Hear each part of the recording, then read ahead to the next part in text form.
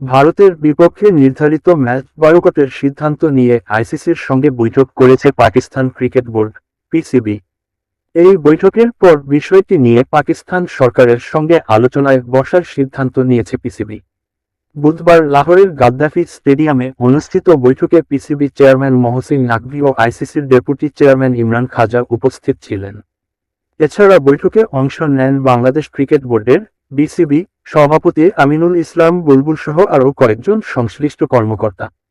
প্রায় 5 ঘন্টা ধরে চলা বৈঠকে চলমান পরিস্থিতি ও বিভিন্ন বোর্ডের অভিযোগ নিয়ে আলোচনা হয়।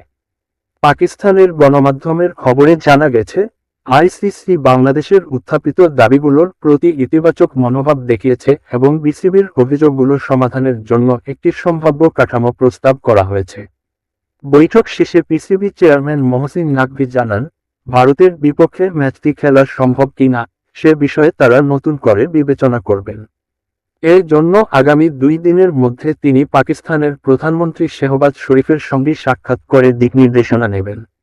ম্যাচটি খেলা হবে কিনা সে বিষয়ে চূড়ান্ত সিদ্ধান্ত সরকারের পক্ষ থেকে আসবে বলে জানান তিনি।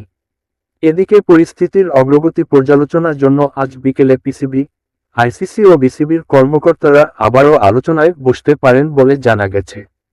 সেখানেই পরবর্তী করণীয় ঠিক করা হবে। উল্লেখ্য, হ্যান্ডশেক বিতর্ক এবং বিশ্বকাপ থেকে বাংলাদেশকে বাদ দেওয়ার ঘটনায় ক্ষুব্ধ হয়ে গত 1 ফেব্রুয়ারি ভারতের বিপক্ষে ম্যাচ বয়কটের সিদ্ধান্ত নেয় পাকিস্তান। শুরুতে পুরো টুর্নামেন্ট বর্জনের বিষয়টি আলোচনায় থাকলেও পরে পাকিস্তান সরকার জানায়, 15 ফেব্রুয়ারি ভারতের বিপক্ষে নির্ধারিত ম্যাচে দলটি অংশ নেবে না। প্রধানমন্ত্রী শেহবাজ শরীফের সিদ্ধান্তের পেছনে খেলাধুলার সঙ্গে রাজনৈতিক বিষয় জড়িয়ে পড়ার অভিযোগ উল্লেখ করেন।